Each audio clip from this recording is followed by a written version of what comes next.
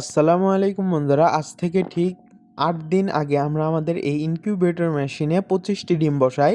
তো এই ইনকিউবেটর মেশিনটি আমাদের নিজের হাতে তৈরি করা। তো আজকে আমাদের এই মেশিনে বসানো ডিমগুলো আমরা ক্যান্ডেলিং করলাম। ক্যান্ডেলিং করার পরে দেখতে পারলাম যে আমাদের টাইগার মুরগির ১৭টি ডিম প্রথমে বসানো হয়েছিল। তো ১৭টি ডিম থেকে ২টা ডিম ফাটা ছিল, ওই ২টা আমরা আগেই তুলে ফেলি এবং ১৫টা ডিম থেকে আমাদের আলহামদুলিল্লাহ ১০টা ডিম জমছে। আর এই সাইডে আমরা দেশি মুরগির ৮টা ডিম বসাইছিলাম, ৮টা ডিম থেকে 7টা ডিম জমছে। তো দেখতেই পারতেছেন আমরা কিভাবে ডিমগুলা ঘুরাই দিলাম। তো এভাবে আমরা দিনে ৪ বার করে ডিমগুলা ঘুরাই দেই।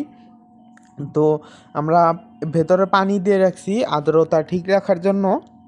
যেহেতু বর্তমানে আর্দ্রতা ঠিক থাকে না, অনেক সময় পানি না দিলে আর্দ্রতা একটু কমে যায়, আবার অনেক সময় দেখা যায় পানির কারণে আর্দ্রতাটা একটু বেড়ে যায়।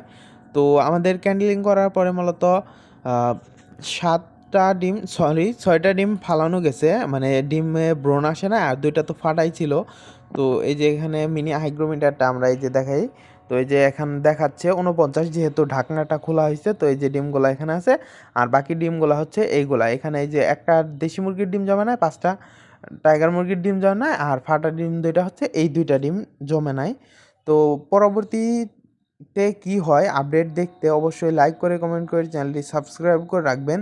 যে নিজের হাতে তৈরি আপনারাও চাইলে এরকম যদি হয় তাহলে আপনারাও কিন্তু বানায় অবশ্যই নিজে বাড়িতে এই ডিম থেকে বাচ্চা ফুটাইতে পারেন। আর কোয়েল পাখির ডিম যদি কেউ মুরগির নিচে ফুটাতে চান তাহলে কীভাবে কীভাবে ফুটাবেন সেই সম্পর্কিত ভিডিও আমরা অনেকটি আপলোড করেছি, এবং দু একদিন আগে আমরা একটা ভিডিও আপলোড করছি।